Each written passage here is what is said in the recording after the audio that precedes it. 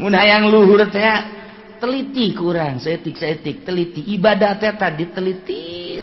Ya Allah, keur carita Allah. Abe mantep di jero hati. Inna sholati sanyana sholat kaula lillah lantaran nunita sholat nurek ngaganjar karena sholat Allah kalokeun. Wa nusuki ibadah hajina umrohna ka Allah keun lillahi rabbil alamin. Nunita haji jeung umroh Allah, nu ngalaksanakeun mere tanagana ge Allah, mere biayana ge meunang Allah, dikallahkeun. Wa mahyaya hirup urang eueuh nu bisa nyieun hirup iwati Allah, maka hirup urang teh dikallahkeun janu Allah. Relakeun hirup teh kallahkeun.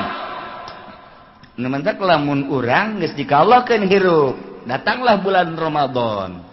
Eta bulan Rajab sunah puasa, misal puasa orang lapar ja lapar ge dititah ku Allah, ja lain dititah ku Allah mah aing mah henteu teu puasa lantaran dititah ku Allah kajeun lapar ge. Tah urang teh kuari hirup aing ieu nu Allah, kuari dititah ku Allah, laparna ge nang Allah, aing ridho dibere beuteung lapar sebab dititah ku Allah. Ketika datang ke jam 10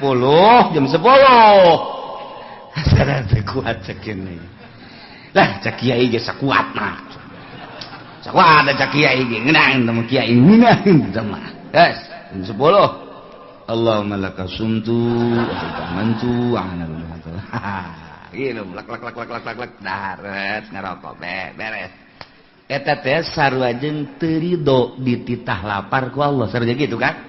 Sok geura ge bayangkeun sarua jeung lantaran nyana embung lapar watak beuteung teh lapar sarua jeung abdi Gusti teu ridho kana parentah puasa Gusti lantaran karasa lapar abdi teu ridho di laparan beuteung abdi sebab beuteung abdi kukurubukan dina kukurubukan beuteung abdi teu ridho sarua jeung nentang ka Gusti Allah tah.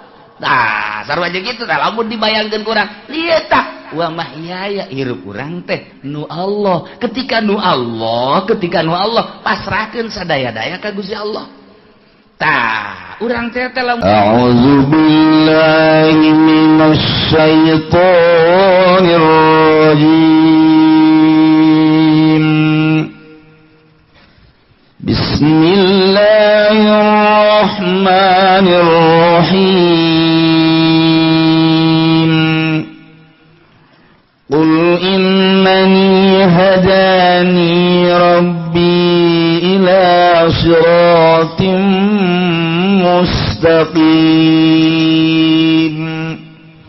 dinan qiyaman millata Ibrahim hanifa wa ma kana minal musyrikin.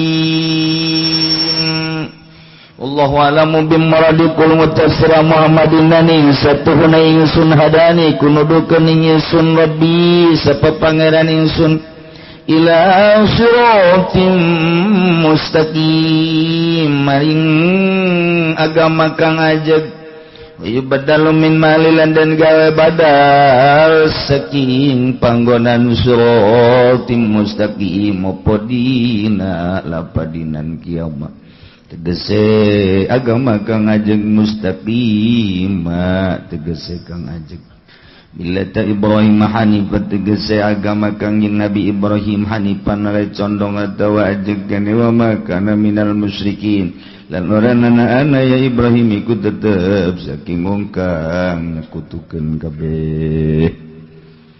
Qul inna salati wa nusuki wa mahyaya wa mamati lillahi rabbil alamin. Allahu a'lam wallahu a'lamu bimaradikul mujassira Muhammadun nasalatin satuhuna salatin sunna nusuki lan ibadah ingsun.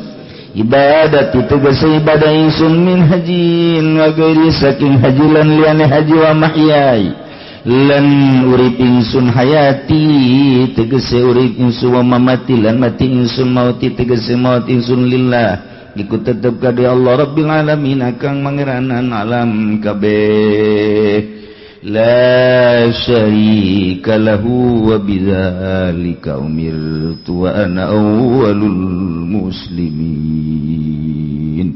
Allah alam bimuradi orana kang nyekutuni iku maujud ka di Allah bidzalika ing dalem mangkono salati wa nusuki wa bidzalika lan kalawan mangkono ayat tauhid tegese nauhidkeun umirtu den parintah ingsun wa ana dan utawi ingsun awalul muslimin iku awale wong kang muslim kabeh iku awale wong kang pasrah kabeh min hadzihil ummah saking ikilah iki umat. Setelah umat kafir Quraisy saat eta khususna pabrencai Syiah wa kanu Syiah berkelompok-kelompok berpetak-petak sekte berkuak-kuak bergolongan-golongan lantaran kabeh ngabogaan keyakinan masing-masing. Si Kristen Isa ibnullah, cek Yahudi Uzair ibnullah, kabeh ngabogaan keyakinan. Masya Allah. Aya deui boga keyakinan Maryam banatullah, bintullah, anak awewe Allah. Eta keyakinan kos kitu jasa. Bahkan Kangjeng Nabi Isa dipangerankeun teh ieu hasil musyawarah pengangkatan ketuhanan kepada Kangjeng Nabi Isa. Ambo diangkat pangeran ku jelema. Kira-kira Kristen mah eta. Paberencah di jero Kristen ge sarua bae lah berkelompok-kelompok di jero agama Yahudi ge kitu kene di jero agama kafir nu lain ge sarua mun urang deuleu induk di jerona aya panta-panta budak kitu keneh sarua bae Konghucu sarua alirana lain nu jelas Yahudi 70 hiji, Kristen 72. Urang sebagai umat muslimin 73 bakal. Kulluhum finnar kabeh asup neraka ingan hiji doang illa wahida. Nu mana eta? Anu ma ana alaihi wa ashab. Nu sesuai jeung aturan Al-Quran jeung hadis ialah ahli sunnah wal jamaah. Kulantaran di kafir teh atuh aya kelompok-kelompok Yahudi boga kelompok Nasrani boga kelompok jeung di aliran-aliran nu lain ge sarua pada boga kelompok maka Gusti Allah ngajelaskeun ka Kangjeng Nabi Muhammad supaya jelas agama anu bener teh anu bener-bener diboan ku Gusti Allah bejakeun Muhammad innani hadani rabbi la siratim mustaqim bejakeun Muhammad ku anjeun ka kafir-kafir Quraisy khususna umum maka seluruh kafir di dunia ini sanyana kaula mahadani rabbi nuduhkeun ka kaula rabbi pangeran kaula nungtun ka kaula pangeran kaula ngabejaan pangeran kaula ka kaula kula mah dibejaan ku pangeran ila siratim mustaqim kana jalan anu lurus diam di dianan kiamat yakni jalan anu lurus nu mana millata Ibrahim hanifa tegese agama anu dicekel ku Kangjeng Nabi Ibrahim nu lurus anu mangeranana hiji kanu khalaqas samawati wal Allah lempeng geus tah lamun Yahudi mangeranana lain ka Allah, nabi na ka Uzair bejakeun Muhammad. Besi Nasrani mangeranana lain ka Allah, endahan ka Isa ka Maryam Tritunggal bejakeun Muhammad. Agama nu bener mah ieu agama nu kaula dituntun ku Allah, agama Islam nu mangeranana ka Allah, nu baheula pernah dikembang biakeun ku Kangjeng Nabi Ibrahim alaihis salam. Urang lamun ka Palestina, ka Aqsa, turun ka handap eta aya makom Kangjeng Nabi Ibrahim alaihis salam. Urang lamun di jalan kapanggih jeung makom Kangjeng Nabi Musa alaihis salam. Tuh Hebron. Jadi urang mun ka Aqsa teh belah ditu Kangjeng Nabi Ibrahim. Di dieu adalah Bethlehem, kelahiran Kangjeng Nabi Isa alaihis salam. Jadi Baitullah min Bethlehem, tak eta teh pangeran baheula lahir di dinya. Dilahirkeun ku ibu pangeran. Jadinya tak kelahiran Tuhan. Otak datang ka dinya, otak pinter tinggal pinter. Pinter tinggal pinter, kabalinger waktu kos gitu bae aneh asa pangeran dilahirkeun di dinya. Aju memeh lahir eta pangeran saha? Loba meureun pangeran memeh Kangjeng Nabi Isa saha? Tah, ieu kabalinger mah kos kitu Bang. Bejakeun Muhammad bahwa agama nu lurus mah ieu agama nu kaula dituntun ku Gusti Allah dituduhkeun dia ne agama Baheula ku Kangjeng Nabi Ibrahim dikembangkeun pertama. Nah, hartina Kangjeng Nabi Ibrahim kan mulai dakwah. Anu baheula mah biasa dakwah teh sakaliwak can loba kan jelema Kangjeng Nabi Adam kakara ka anak-anakna doang. Geus mulai Qabil, geus mulai diganggu ku setan. Jelema kakara ka sabaraha ka hitung ku jari geus mulai setan mapan tadi. Ka Qabil terus Kangjeng Nabi Idris saeutik keneh jelema. Tah, mulai jelema rada loba di zaman Kangjeng Nabi Ibrahim alaihis salam. Wa ma kana minal musyrikin. Jeung teu aya Kangjeng Nabi Ibrahim minal musyrikin, kagolongkeun anu musyrik lain. Aya azar bapa. Hiji, kadua. Qul bejakeun ku anjeun Muhammad inna sholati sayyana salat kaula. Wa nusuki jeung ibadah-ibadah kaula haji umrah dan lain sebagainya. Wa mahyaya jeung hirup kaula, wa mamati jeung maut kaula lillahi rabbil alamin. Eta terfokus ka Gusti Allah lantaran nu Allah rabbil alamin. Jadi maksudnya salat teh ulah kasih sikagigir ka Allah. Nu nitahna Allah, nu rek ngaganjarna Allah, kunaon hayang kalem ka tatangga atuh. Pan bloon eta jelema. Nu nita salat Allah, nu rek ngaganjarna Allah, nu rek nalesna Allah, kunaon haji urang hayang kalem ka atasan, ku atasan, ku bawahan, ku tatangga dan lain sebagainya. Ih, cak Allah, aing nu nita aing nu ngaganjar hayang kalemna lain ka aing ka ditu bloon teh budak. Hendak dilempengkeun inna sholati sanyana salat kaula lillah, fokuskeun Allah. Keur ngaji mah oh iya geus ka Allah geus lah mantap lah. Ka Allah geus lah, ka Allah mulai geus ka Allah. Allah. Praktek bae di imah. Allahu akbar. Aing nu mantap gegeran ge salat abeh kadeuleuan. Ku tatangga aing pan aing mah ustad. Ustad belum tah ustad tah. Jadi hayang kadeuleunan lain gua Allah ku tatangga. Abeh di Pajarbu tah mah ustad hebat jasa salatna. Ti heula bae nyana mah beuh poharak. Lah, sudah aing abeh kos abeh ulah kos kitu mah atuh aing moal salat-salat belum teh cibaga. Moal ka masjid lah aing mah lah sebab aing boga pikiran kos kitu.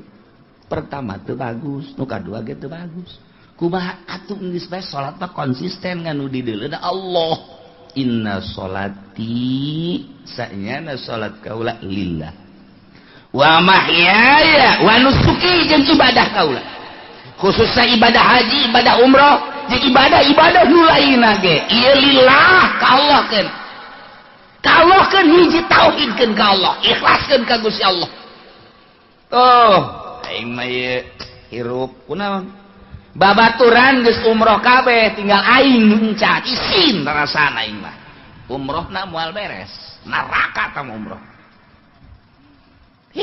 tinggalin aing ku babaturan kabeh geus alal umroh geus sararaji tinggal aing doang aing aing dipaksakeun ka jeung kumaha aing mah ku isin we ku babaturan geus umroh kabeh aing encan nu nitah umroh babaturan apa Allah sih atuh Allah nama pana tuh sia ka babaturan atungan eta kan babaturan ngaranna ge lain nu nitah umroh saha atuh Allah aja yang kalungna kusaha ya bagi dua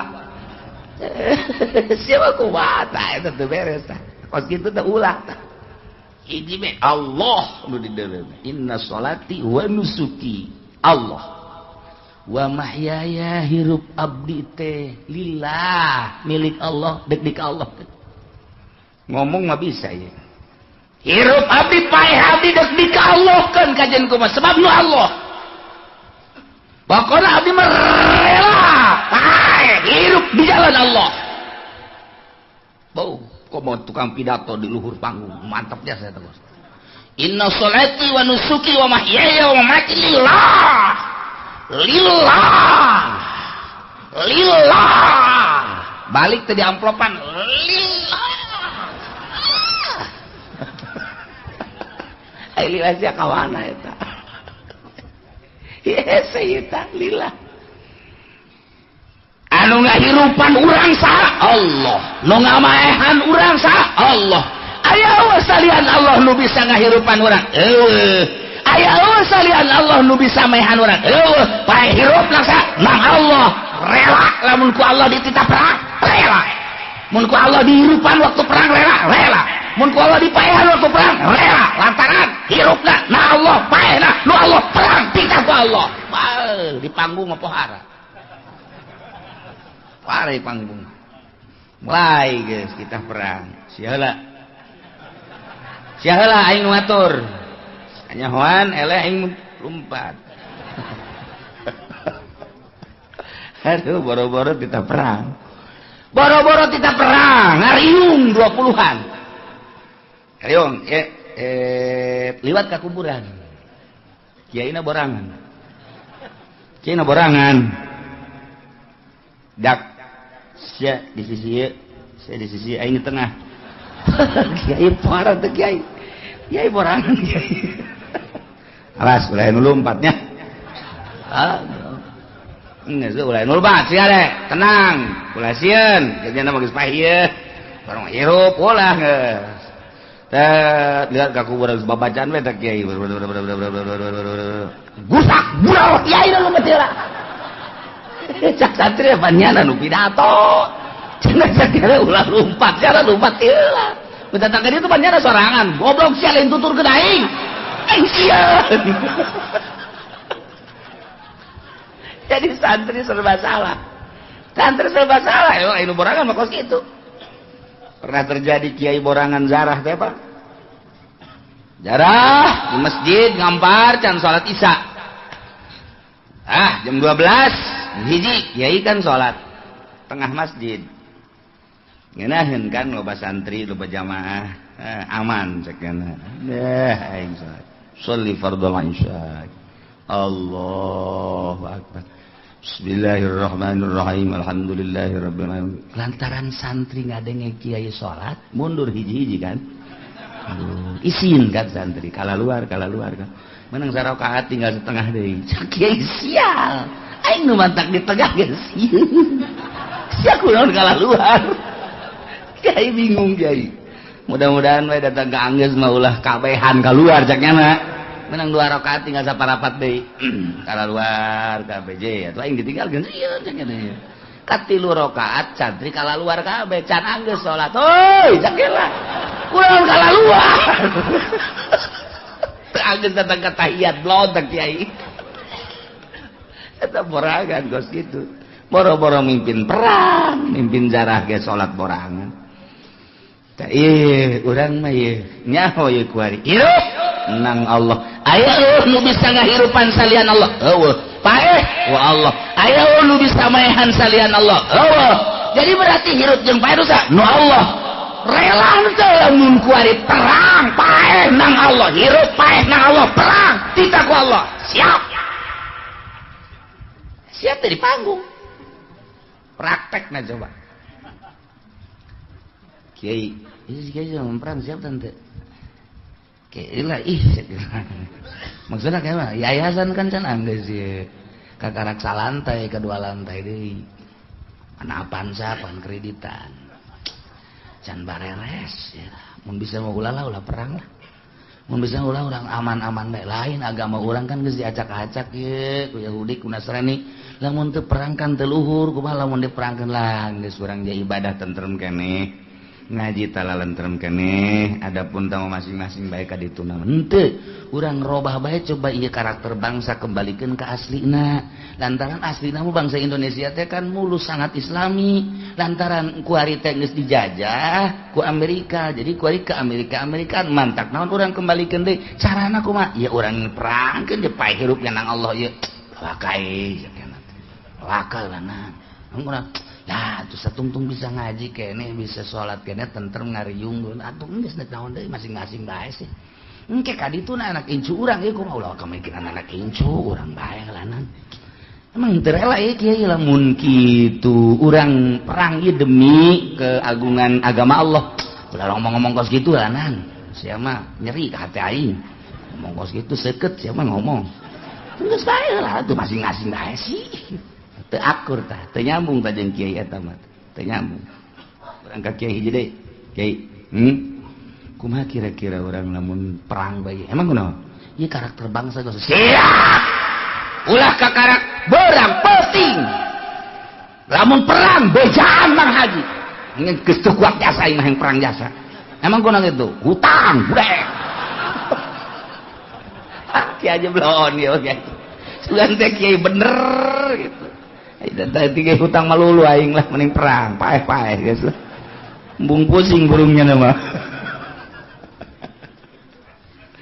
ya bahkan kercarita ja perang mah teu bisa dihayu-hayu teu bisa diembung-embung jadi Irak ya atuh meureunanan hate hayangeun perang teh teu embungeun kumaha perakna bae di Syria ge teh hayangeun teu embungeun di Mesir teh hayangeun teu embungeun tapi kan situasi meureunanan. Nah, anu ngadukung karena perang teh lantaran aya kepentingan politik lah, ekonomi lah, budaya lah, agama lah, terjadilah ketidaksinkronan tersebut ya perang. Jadi urang atuh teu nyaho Allahu alam kumaha kahareupna atuh. Kuari sanajan diembung-embung ge, aya wae perang mah perang bae, dihayang-hayang, diulah pan henteu bae. Tamaja Allah nu ngatur. Ieu mah urang keur carita doang kabeh ge Allah nu ngatur awak urang ge ieu teh kos urang nu ngatur Allah nu ngatur. Sing hade berangkat ti imah ka dieu kemudian urang diuk di dieu asanang urang mun masih kene asanang urang eta tauhidna can gede kos kitu mah. Encan hebat atuh. Oh Allah nu ngatur aing. Udang subuh, tas subuh mandi, tas mandi ngawuduk.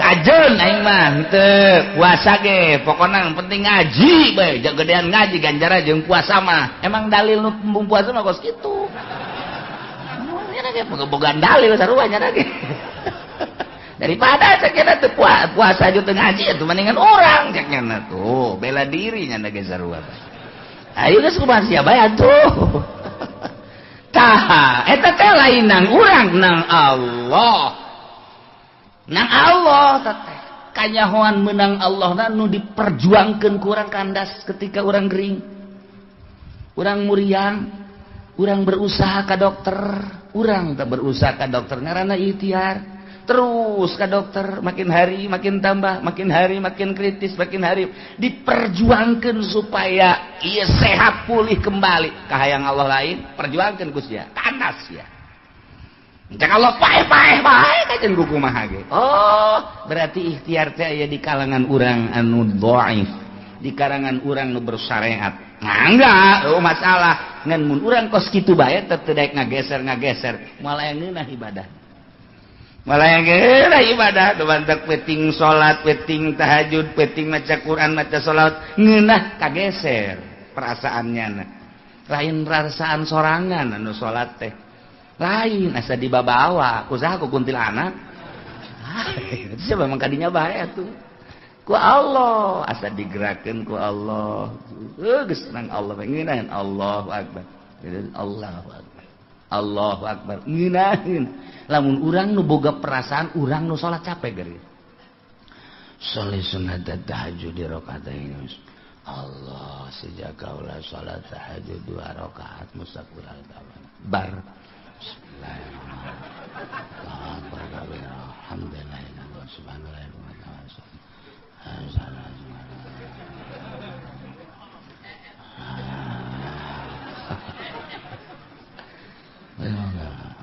Allah subhan sami Allah menang 2 rakaat ge capek.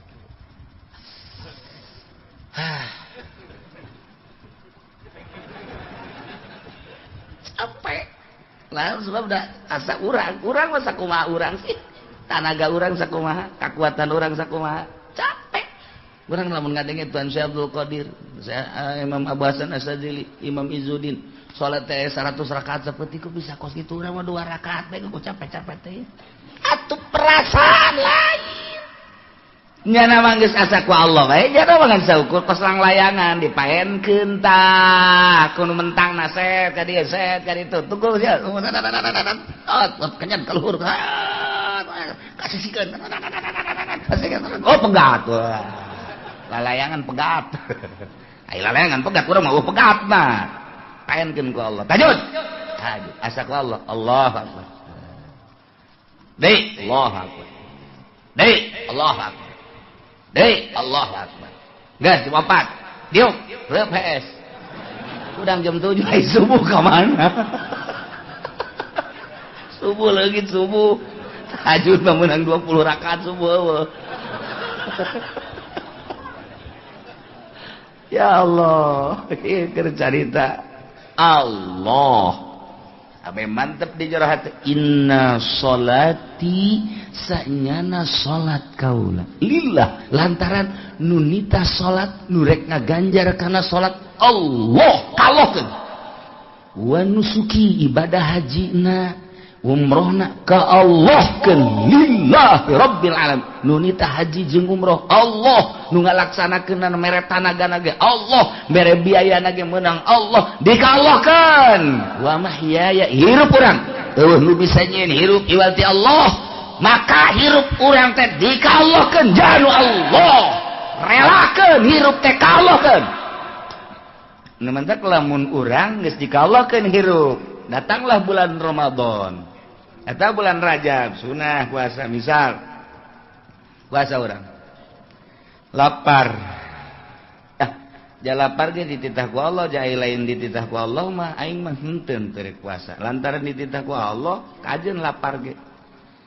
Tah urang teh kuari hirup aing ieu nu Allah, kuari dititah ku Allah, laparna ge nang Allah, aing ridho dibere beuteung lapar sebab dititah ku Allah.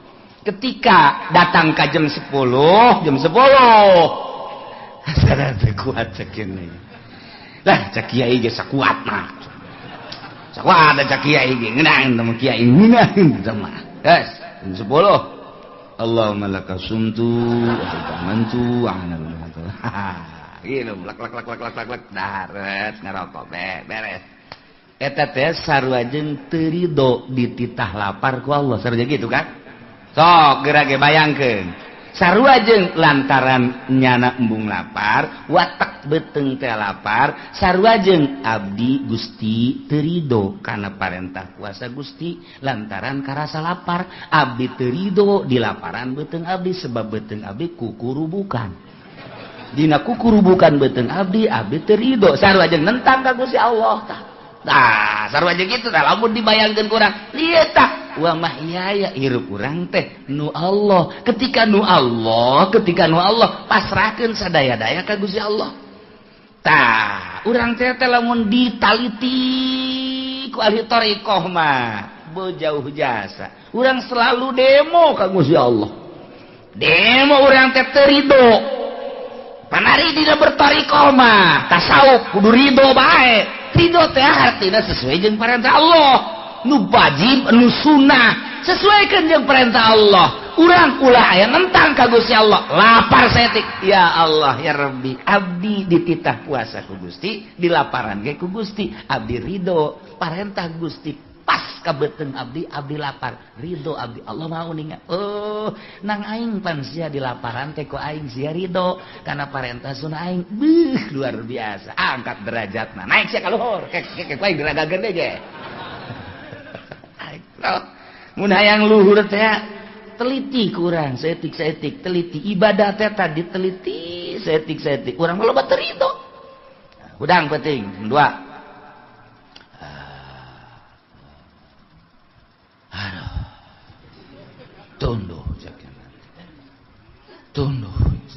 aduh saha nu teh tunduh atuh jeung dua ngajak kabeh ge tunduh jam memenakan nonton TV heula kan tunduh atuh tuh Gusti abdi moal kuat salat tahajud tunduh abdi teh SD bae Gusti atuh teu kudu ngomong sia teh naon udang cek Gusti Allah ku aing dihudangkeun geus teh aing deuk ngeuleuh karidoan sia datang ka mana tuh SD atuh geus sakitu kitu da bae geus moal ditaekeun ku aing pangkat sia ketika urang tunduh terus kacai wudu bandi wudu salat Allahu akbar tunduh Gusti abdi aya diparentah Gusti salat tahajud ku Gusti abdi dihudangkeun ge saha nu bisa ngahudangkeun jauh emang urang hudang lain ku Allah dihudangkeun ku Allah ulah bajar nang urang begitu urang hudang jeung gua kunaon aing geus hudang cak Allah bolon teu budak ku gunang aing hudang sorangan di mana hudang sorangan ke paeh sorangan sia hudang sorangan nang Allah menang sa malaikat hafazoh kan aya malaikat hafazoh kiri kanan berang dua peuting dua atau aya 10 di dieu hiji di mana di mata dua gitu takan di ceuli dua di irung di sungut kan di malaikat hafazoh mun eueuh malaikat eta emang kumaha kitu urang hees mun eueuh malaikat eta aya sireum asup ka ceuli urang hees mun eueuh malaikat eta asup ka irung jeh komo tukang beca mah nya di bale Pak atuh sewa teu meunang main gapleh eleh kang beca ban datang ka ieu disarekan ku pamajikan atuh dosa tukang beca mah tuh salah ngabohong bebejan anak narik didorong gede bohong tuh budak dorong ulah narik tah itu kang beca cara di ronggangnya nah sarena teh di bale jana sarena dana pentangkal buah mangkaning keur kembangan loba sireum tapi kan biasa bae sireum datang ka dieu malaikat sireum datang ka dieu sireum datang ka dieu tuh malaikat terus datang ka zohor dihudangkeun malaikat hudang zohor terus zohornya neangan tempat putih cak malaikat ku aing dihudangkeun ke titah zohor bolon sia malaikat seserian we jeung serikeun tolol ku aing dihudangkeun nang ngahudangkeun malaikat eta udang toel ku malaikat udang zohor tuh kadenge suara azan bener aya ala sholat aki-aki macam aya ala falah cek tukang beca teu ngeunaheun teu budak azan dah SD urang malaikat apa doh aduh lamun malaikat apa doh lenyai segala macem dararatan barang sana kumaha eta teh ngahudangkeun ka urang udang beuting dihudangkeun kan malaikat udang jang sok hudang bae urang nah hayang hudang mah hudang bae malaikat kan ngahudangkeun ulah asa aing hudang sorangan si mana hudang sorangan modar sia ke modar sorangan bisa nang Allah abdi hudang Gusti dihudangkeun ku Gusti abdi titah tahajud aya parentah Gusti Allahu akbar abdi lelah gerido sebab hirup abdi teh lillahi rabbil alamin aya di parentah Gusti andai kata paeh keur tahajud abdi ridho daripada abdi paeh keur main remi mendingan keur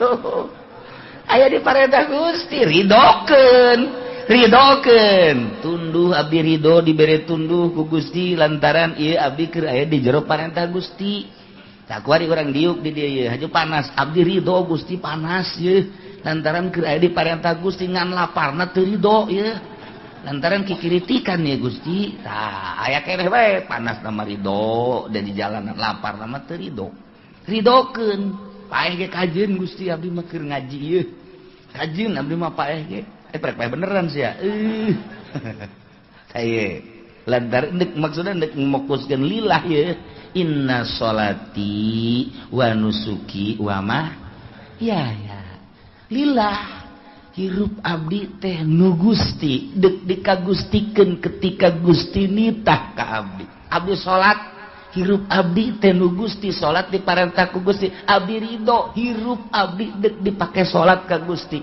capek ridho abdi mah capek na kajeun kumaha ge tah sebab nu Gusti paeh keur salat ridho abdi mah sebab lu Gusti iya dipake ka Gusti bangga perang abdi siap jasa Masya Allah datang ka kos kitu tah lamun geus ridho ka Gusti jehehe wa mamati paeh abdi ridho siap mun paeh kuari ridho titahna mah ridho aju kuari mun paeh teu kumaha ngomongna nya aingnya ai teu ridho bisi dicarekan ku Allah ai do aing mesti dicabut beneran jadi saya can ridho atuh ih henteu nyebut can ridho mah ngan aing izin bae nyebut can ridho teh geus sih atuh cepet bae sia ku bahas nya jawabna maksud sia mun paeh kuari ridho keheula nya ye angel aing mah kadang sia geus sakieu bae ai paeh sia nu sa nu Allah sia mun dipaehan kuari ridho keheula ih teu jadi mah budak eta teh encan ridho ka Gusti Allah mun geus ridho mah hampang mantak paeh teh anu angel teu ridho nu mantak angel kunaon itu aya kabeung berat nu mantak kabeung berat kunaon cinta dunia teh berat kana paeh cinta ka mobil cinta ka motor cinta ka sawah cinta ka pamajikan cinta ka kabogoh cinta dan sekitarna perusahaan eta paehna hese sebab eta lalu ngabang baluhan ka urang jeung nyeri si eta teh nyeri nu mantak maningan paehkeun heula memeh urang paeh mutu ku belanta mutu cak Kangjeng Nabi paehan maneh memeh maneh paehnyaan paehan naonna nafsu na paehan sok gerage ulah cinta dunia zuhud ngaranna mobil aya mah aya bae seakan-akan ngan datang ka leungeun dong ulah didatangkeun ka hate ketika orang butuh pakai ketika keluarga butuh pakai ketika tatangga jeung babaturan butuh pakai sapira dunia etalah ngan datang ka leungeun ulah datang ka hate sawah misalnya orang boga datangkeun ka leungeun bae urus emang pamereti Allah ngan ulah datangkeun ka hate komo teu boga sawah teu boga toko teu boga teu cinta kana dunia ketika datang malakal maut deuk naon pake kabeung berat tuh deuk naon pake kabeung berat cek malaikat ieu mah dicabut bae gitu mah enggak berat henteu ku toko di mana gablek henteu oh nya mobil di mana henteu teu gablek ieu mah eta nu dihareup usaha eta mah batur eta mah cicing di dieu bae eta mah pancok dipake nyana ngajak henteu oh nya motor di mana oreng henteu boga itu nu nyalan bae oh saya hayang mah cokot malaikat takos kitu ieu eta motor kempes cek malaikat jangan lawan tuh aing aduh berat ya pamajikan los ai daek mah majikan hideung ieu tas belanja saja naon mata boga pamajikan mah kanu gelis-gelis besi berat ge paehna itu berat aduh neng cek malaikat bareng ke pamajikan coba anu hideung mah nya pendek hideung ya pamajikan berenta pas kitu iya di pasar ge ambalaya aduh cak malaikat ieu hampang jasa geus gegeran nu pake kaberat tokoh teu boga sawah teu gablek mobil teu boga pamajikan ge hideung geus kitu gegerakeun cek aman coba cek malaikat ieu paeh kuari aduh eta toko mah aduh toko kakarak anggeus cek eta manggading kamari tas ngecot digendut-gendut ku malaikat tuh mobil geus aya hiji itu keur ieu deui hiji deui inden Fortuner aja dek diridokeun bantu ke lah malaikat tuh can neuleuh warnana eta kos kumaha meureun berat berat teh paeh teh ya Allah ye nu mantak ayalah perjalanan thariqah ngaranna memeh paeh lantaran paeh pepegatan jeung dunya pegatkeun heula memeh paeh bahasa Kangjeng Nabi mutu qobla anta mutu paeh heula maneh memeh maneh paeh ke nafsuna heula abeh ketika orang maot geus eueuh ka beungbeurang paehan ti kuari keur hirup usahakeun urang ieu mah geus kolot nambah usaha deui kiai oplok tambah kos itu mah haye ki haji oplok kiai onam setengah oplok lah kieu teh iya urang teh kan geus kolot mah geus mulai dipreteli geus mulai kuari dicoplok-coplokeun geus mulai ka ditu kaliang lahad deuleuan teh supaya paeh teh aman ulah aya kabeung berat di jero hate preteli urang dek perpisahan jeung dunia perpisahan terakhir nu bakal moal noel deui mobil moal ditoel deui sawah moal ditincak deui imah moal dinikmati deui kumaha urang bakal didadahan ku kabehan bakal selilana terus datang ka kiamat perpisahan total terakhir mun berat keneh cilaka mata kuari keur hirup dipreteli ku urang kacinta urang terhadap dunia iyalah thariqah mulai dunia mah dunia bae satungtung urang di dunia pasti bae urang hirup aya di dunia jeung makhluk pisahkeun hate urang teu pati resep ulah diresepan teuing lalaunan moal bisa sakaligus total moal bisa engke sinar ilahi nu nyorot ka jero hate lalaunan mantak kukula sok sering dibeja-bejakeun mun urang endek meuli baju kabeuli nu 1 juta turunkeun nu 500 bae ulah terlalu cinta maksudna kabeuli nu 1 juta ge moal nu 500 bae geus ieu kabeuli nu 500.000 teh kabeuli aya nu 250 meuli nu 250 bae turun tah ka cinta urang teh ulah terlalu ka ditu neuleuna ka handap bae urang bisa meuli nu 250.000 tapi aya nu 100.000 bae perlu meuli boeh bae kongkoyangkeun ka dieu geus urang ka masjid make boeh bae Allah euy paji kunaon aing geus asa paeh bae hirup ieu geus moal dijahit-jahit deui aing malah geus make boeh bae geus diajak dagang mal aing asa geus aya di bibir kuburan aing mah hirup ieu mal ngariung geus terus geus aing geus ieu mah ieu boeh geus cekelan itu aya rangda di rang daonan oh masalah si anakna sabaraha eta masa kedanyakeun anakna keneh blon lobat tah ieu deuk carita wa mahyaya wa mamati maot teh nu Allah lain nu urang ja buktina aya jelema anu nginum racun endahan cager panyakitna jan paeh mah kos kitu encan waktuna mah tuh lamun kamari keur carita kejadian di Jili kejadian naon kitu ngaranna gempa bumi kemudian aya jelema dijero 30-an kok aneh teu paeh sabulan dijero teu paeh 30-an sabulan teu paeh dijero jadi kumaha eta asal lapar jol aya Syekh Nazim datang ka dinya mimiti nama terus saya ngobrol ka belah dieuna datang deui Syekh Nazim nu kamari maot teh selama 1 bulan dijero nyana teu aya hayang dahar teu hayang nginum teu hayang biasa bae seger ketika taneuhna dikerukan kalaluar sabulan dijero menang saha eta jarita keunaan atuh ketika tsunami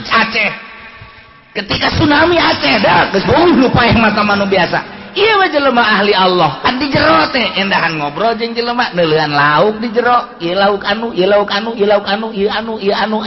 teu karasa keur tsunami begitu les beak cai kakaraknya oh ieu tsunami nang saha ulah orang hese teh kos kitu teh dibalikeun perasaan ku Gusti Allah can waktuna paeh mah teu bae can waktuna paeh mah teu bae sanajan teu perang, teu tsunami, teu gempa di luhur kasur, make AC. Kudangkeun ku pamajikanna modal bae. nu mantak inna sholati wa nusuki wa mahyaya wa mamati lillahi rabbil Allah. Ulah sokok teuing ka awak urang, ulah dihokan teuing awak urang ketika aya perintah Allah laksanakeun. Ulah hook ye udang peuting asan aing mah gering isuk hook biasa berarti ka awak. Emang usaha si awak eta? Ayo nu saha si awak? Nu Allah. Ayo hirup nu saha? Nu Allah. Padahal tu teu laksanakeun perintah Allah. Ah, kesal. Kesel lah kan nafsu. Datang perintah perang, ulah awak nu Allah. Awak aing nu Allah, hirup aing nu Allah, paeh nu Allah. Aing geus laksanakeun perintah Allah. Kitu bae suleh saya. Berangkat per minggu. Ka mana dia? Ngaji. Kita kuda ku Allah. Kita ku saha ngaji? Ku Allah. Awak nu Allah. Dititah ku Allah. Ha kita tuh. Urang bensin teh duit teh aing. Ka Allah, tak pamajikanna. Sial tak pemajikan blon. Aya titah ku Allah maka Allah ka ditu los. Teu kudu usaha ka Allah bae los ka haji ka ditu. Geus beak teh anting beak dijualan ka Allah keun. Pamajikan blon nyungkun eta pamajikan. Ketika datang perintah Allah ulah hook. Jadi hook bae ge bae bae.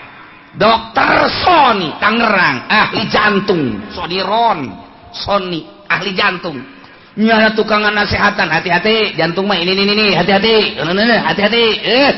tukangan nasihatan ya, tidak boleh kaget, tidak boleh salah makan dan lain sebagainya. Nyana tukangan nasihatan pas kerjaan resep akan Gusti resep Sony. Allah nu mantak ari geus puas mah urang berbakti ka Gusti Allah lah. Hirup aing teh nu Allah diperintah salat ku Allah, perintah ngaji ku Allah, deuh dikaallahkeun. Kajeun leuleus ti aing mah rela asal diperintah ku Allah. Hirup aing teh nu Allah kuari titah perang, rela aing mah titah perang. Ja nu nitah perang Allah, awak aing nu Allah, ngagerakeun lagi ku Allah, pae cenah di medan laga. Rela aing mah sebab dititah ku Allah. Aing ke bakal bebeja ka Allah. Gusti, abdi titah perang ku Gusti. Abdi perang nang Gusti. Pae abdi di medan laga ku Gusti. Ayo dek dikawanakeun nya kana neraka. Ge atuh cek Allah tuh kumaha aing ulah kitu. Begitu, abdi saking kurang kumaha deui Gusti. Protes urang di akhirat. Teu bisa, di neraka kan teu bisa. Ieu, atuh surga-surga mah neraka mah sok jalir kitu. Kurang bisa protes ka Gusti, bisa gitu Gusti. Jacak Gusti cenah ai rela ka Gusti bade dikasorgakeun. Emang si hayang ka sorga? Ai sebut hayang sia teu. Isin nyebutna. Ngana teu ka neraka mah nya. Terserah Gusti, pantesna ka mana abdi? Di tengah lah, di tengah-tengah teuing Gusti. Ning le ka sorgakeun bae sih. Sakira hiji atuh. Tuh, inna sholati wa nusuki wa mahyaya wa mamati lillahi rabbil. Ketika datang malakal maut, ih pae teh nu Gusti. Cek malakal maut, ieu abdi teh dititah ku Gusti, kita nyabut nyawa anjeun. Atuh lamun teh mah paeh teh kudu dicabut. Los janu Allah ieu. Ku rela-relana malaikat bisa paeh teh dicabut kajeun. Atuh rela jasa di kumaha? Teu ka beber. Paeh na Gusti, hirup na Gusti, kuari dititah paeh ku Gusti. Atuh da Gusti bunga jasa malah mah abdi mah. Bunga sia, bunga atuh. Jaku paeh mah kapan jeung Allah. Itu paeh-paeh mah teu kapanggih jeung Allah. Serindu jasa ku Allah. Eta kan nyunahin kos gitu mah. Coba nu berat ka dunia. Ieu abdi malakal maut. Deuk naon? Nyabut nyawa. Nu bener ya. Atuh aja. Sok lalagaan nih. Pan paeh urusan. Paeh. Can anggeus ieu. Anak can aranggeus. Pagawean can anggeus. Engke batas pilpres atuh. Waduh, emang saya milih salah atau pengen lebih salah atau milih aku mau nomor duit bengke geus pilpres bangeunangeun negara geus presidenan ban kuari mah ieu ngagantung ya aya mah aya cek balakal maut nah urusan aja pilpres pae sia tah diserahkeun ka Allah geura inna Sholati sanyana salat abdi, wa nusuki ibadah haji abdi umroh haji, wa mahyaya hirup abdi, wa mamati maut abdi lillahi rabbil alamin. Nusasan wa Allah ka Allah ikhlas bertauhid berarti la syarikalah. Kulillah-lilahna ka Allah teh ditambahan deui la syarikalah, teu aya anu ngabarengan ka Gusti Allah hiji lillahi rabbil alamin la syarikalah, eueuh anu ngarejeungan ka Gusti Allah. Wa bidzalika umirtu, ku ayana parentah di ka Allah keun salat ka Allah, nusuk ka Allah, hirup ka Allah, paeh ka Allah. Umirtu diparentah kaula ditauhidkeun hiji ka Gusti Allah sarua jeung wa umirtu bidzalik abdi dititah ku Gusti teh ka Gusti hungkul salat abdi, haji abdi, hirup abdi, paeh abdi. Wa ana awwalul muslimin, cekang jeung Nabi kaula teh pangheulana anu nurut kabeh min hadhil ummah. Tiba heula ti zaman Kangjeng Nabi Adam pangheulana nurut adalah kaula.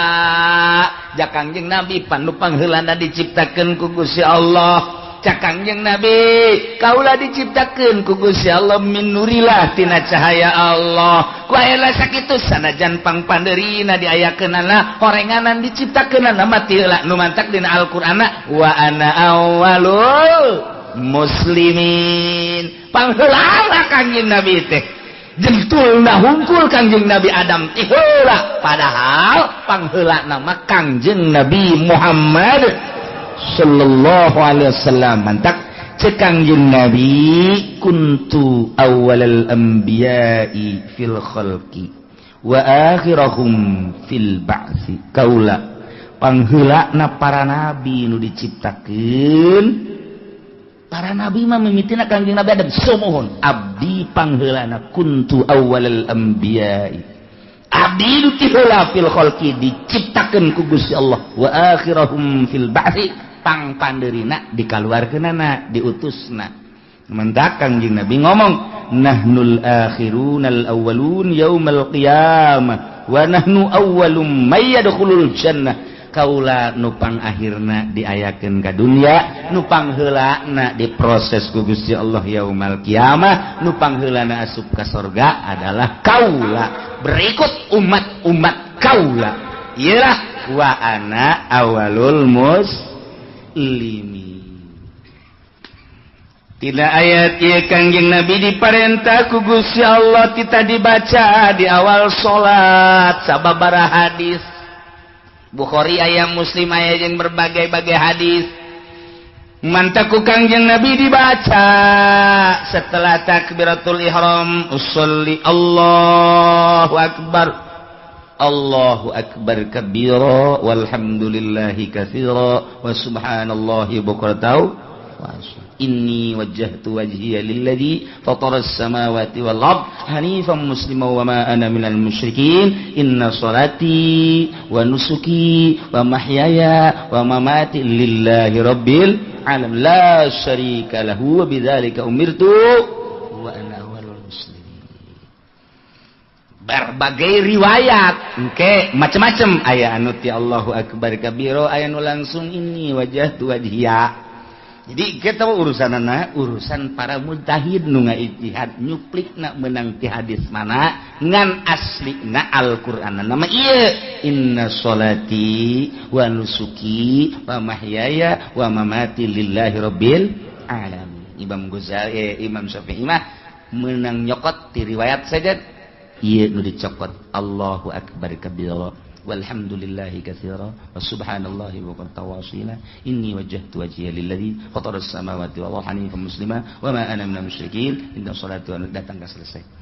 Tapi Imam Malik mah lain, langsung ti inni wajjahtu wajhiya lilladzi fataras samawati wal ardi hanifan musliman wa ma ana minal musyrikin inna sholati wa nusuki. Imam Hambali mah lain, malah langsung ti dieuna bae Imam Hambali mah langsung ti inna sholati wa nusuki wa mahyaya wa mamati lillahi rabbil alamin la syarika lahu wa bidzalika umirtu wa ana minal muslimin. Terserah dek make nu mamana ge. Nek make Imam Syafi'i aya riwayatna jelas, Maliki aya, Hanafi aya, Hambali ge aya nu tilok salat mah teu puguh riwayat. Riwayat mana tuh? Tuh. Nah iyalah, Masya Allah ayat ieu dibaca ku urang di salat nu mantak ketika urang maca ieu ye sok fokuskeun geura ka Gusti Allah. Begitu cek urang inni wajjahtu sa'nyana abdi menghadap abdi. Wajhiya ngaharepkeun awak abdi lillazi fataras samawati wal ard ka Allah nu ngadamel 7 lapis langit 7 lapis bumi. Inni wajjahtu wajhiya lillazi fataras samawati wal hanifan muslima lurus tur pasrah wa ma ana minal musyrikin.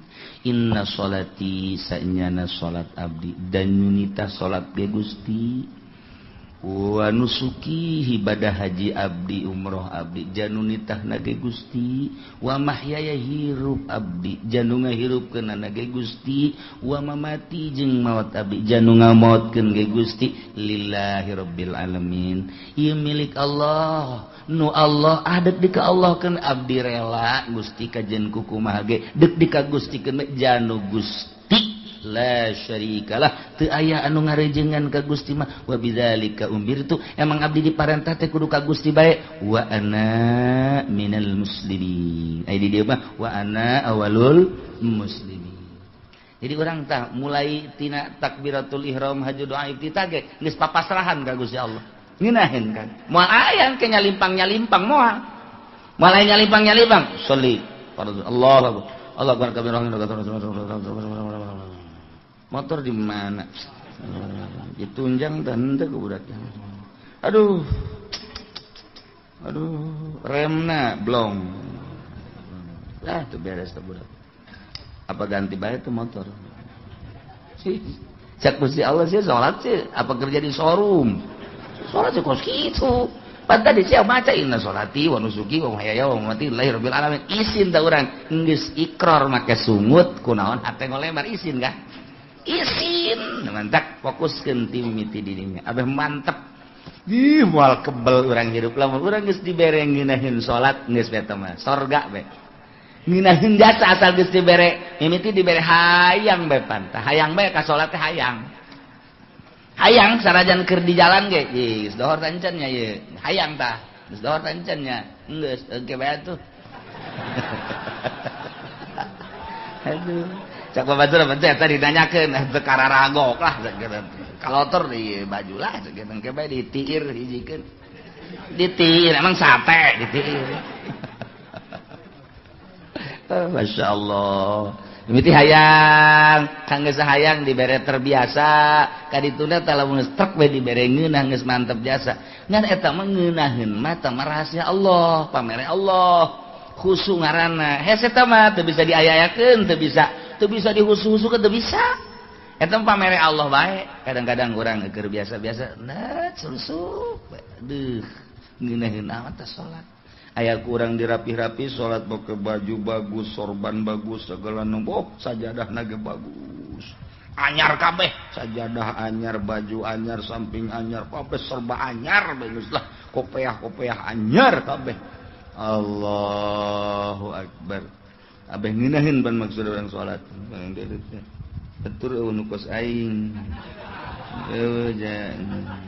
asa ngan aing doang sa masjid mah ieu nu kos ieu tolong dek khusus di kos kitu eta hese aya nu biasa-biasa bae teh anu mantap ge amanat tah aya amanat ti guru urang lamun pernah salat ngeunaheun make baju nu mana samping nu mana eta sing ada tah aya rahasiaan tah baju eta tah berarti tah eta meulina rada bener tah meulina rada bener tah urang kungsi rada ngeunaheun sanajan rupa na jeung eta teu bagus tah eta teh rahasiakeun ka mata geus ada simpen kajen teh nu bagus bikeunan ka batur teu husu aing make ieu aing teu husu make ieu blon ieu baju ieu mun pamere camat teu beres ieu oh ieu tah eta rahasiakeun baju eta engke jang salat penting beda ge kira engke aya karasa ilmu guru toriko mah kos kitu cirian baju setiap baju ka baju ieu mah keur carit padahal mah urusan hate tapi nempel teh jeung baju urang kungsi ngeunaheun make baju nu eta set geus dirahasiakeun ieu mah ulah dikamamanakeun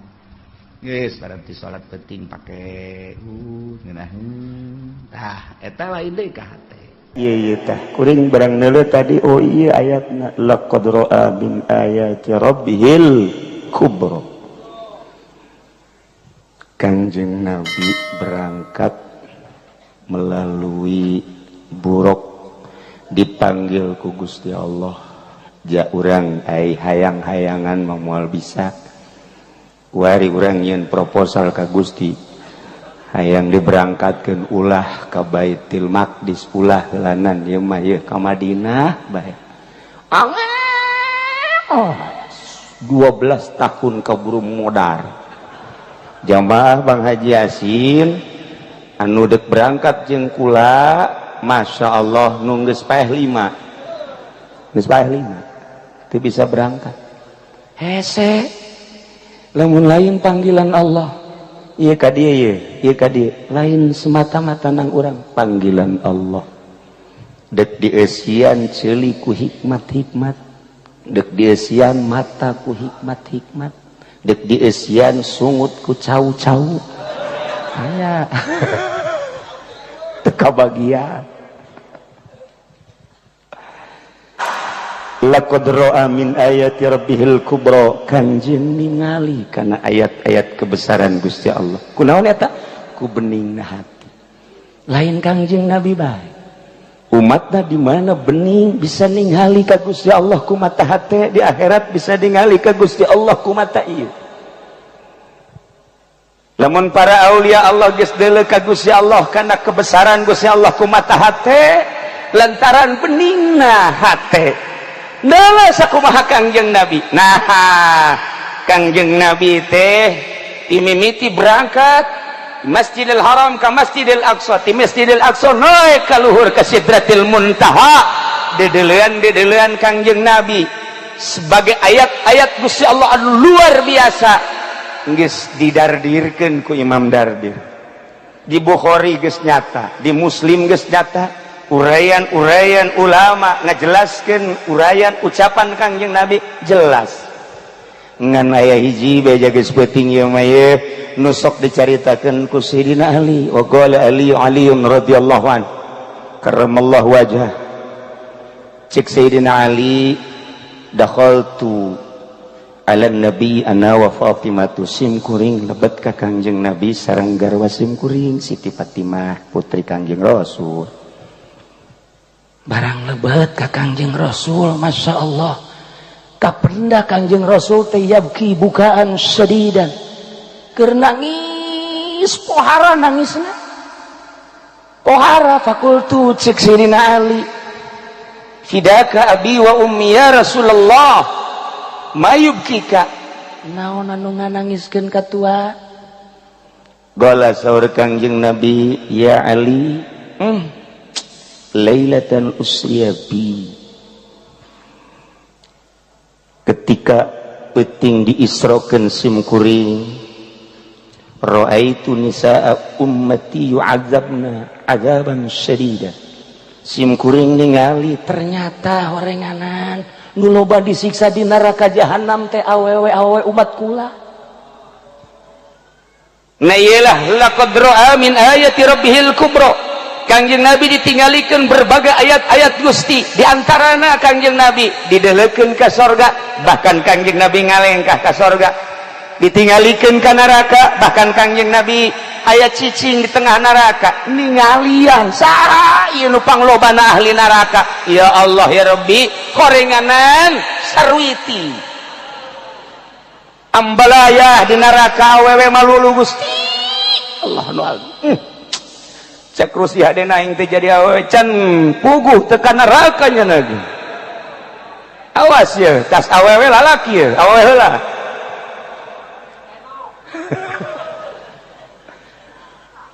Ra'aitu imra'atan mu'allaqatan bi sya'riha. Sim kuring teh ningali awewe digantung rambutna di neraka. Duh, ya geli di maguha ngagolak embun-embunanan. Neuk teh cari kumaha ceuk Kangjeng Nabi. Wa ra'aitu imra'atan mu'allaqatan bi lisaniha wal hamim yusabbu ala halqiha. Belah dia aya awewe deui digantung letahna. Sementara cai panas dikucurkeun kana lak-lakanana. Deuk teu kumaha cerikna. Wa ra'aitu imra'atan yusaddu rijlaha ila zadiha wa yadaha ila nasyatiha. Aya awewe anu digantung di talian di bagudet, sukuna datang ka susunat, leungeunna datang ka embun-embunanana. Wal malaikatu yadribuna rasaha, sementara malaikat ngeunggelan sirahna bi maqami aminan nar, maka pentungan tina seuneu. Deuk kumaha teh ceurik da Ali. Wa ra'aitu imra'atan wajhuha wajhu khinzir wa badanuha badanu himar. Aya awewe deui aneh, ari beungeut na ieu beungeut babi, aya awakna awak himar. Deuk kumaha teh carikna. Terakhir wa raaitu imratan ala suratil kalbi, awewe rupana kos anjing bae, kos anjing. Kumaha teh carikna Ali. Taqamat Fatimatu, Siti Fatimah nangtung. Kemudian Siti Fatimah teh naros ka Kangjeng Rasul, ma amaluna, dupi amal naon eta awewe sehingga yu'adzabna bi'adzabin syadid, disiksa anu pohara jasa ya Rasulullah. Saur Kangjeng Rasulullah, amal mu'allaqatu bi syariha fa innaha kanat la tughatti sya'ha minar rijal. Awewe anu digantung buukna kemudian dihandapna digarang make seuneu, ieu otakna embun-embunana ngagolak seuneu, eta adalah umat simkuring awewe anu buukna rurundayan di hareupeun salaki, di hareupeun lalaki mana bae nu lain mahram. Pan kuari deuleu di ditu di hareup isuk-isuk jam 7 pan kolot ge kararieu bae neuleukeun. Itu mah buuk dah mantep tuh. Weh, mantep jasa itu mah putih deui. Urang mana itu? Wah, Lampung. Gede adat ieu mah ye. Ai itu ngarundai itu hideung Brebes. Coba bayangkeun ku Kangjeng Nabi geus kadele wala qadra'a min ayati rabbana qadra'a min ayati rabbihil kubra. Masya Allah. Ari eta nu digantung lisana ya Rasulullah. Wa amal mu'allaqatu bilisaniha anapon cak Kangjeng Rasul awewe anu digantung lisana. Kemudian lak-lakana dicician ku cai panas. Fa innaha kanat tu'zi zaujaha. Eta mah awewe anu sok nganyerikeun lisana ka salakina. Asal salakina tas ngariung bae haju bae tas di mana? Peting-peting kalau loyogan malulu batur ge bali. Sapira mau berkat doang, kok koprak beak 12. Moal dibejakeun aya jelemana di dieu. Coba eta awewe nu kos kitu cilaka 12. Asal boga duit diusapan salaki, asal teu boga duit balik ka ditu. Gedean kanjut bae. Ngojek ku ngojek na teu meunang duit bae. Mabur. Cek salaki heuk bae. Mun sugih aing nyandung ye sabenerna mah. Ngancamna kana nyandung. Ieu ge nu ngaharewas panitia masjid geus etilu ye. Kiai kawinkeun atuh emang kunaon? Nu di imah galak. Ya Allah cilaka ya si Dade ayata anu digantung susuna wa amal mu'allaqatu ala sadiha anapun awewe anu digantung susuna fa innaha kanat tu'zi farasa zawjiha eta mah di mana-mana salakina eueuh nyana siapeun didayung ku tatanggana mempersilahkan kanu sejen bahkan masang tarif nyana masang tarif tukang ojek cukup 10.000 utang supir angkot 15.000 ya Allah tukang kenteng 50.000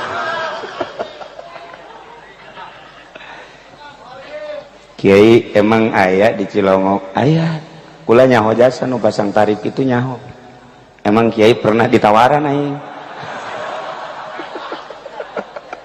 siap dulu bajasa di dia tah di Kebon Kalapa Masya Allah pohara jasa itu Pak Kapolseknya sering ngider maksudnya neangan kan ge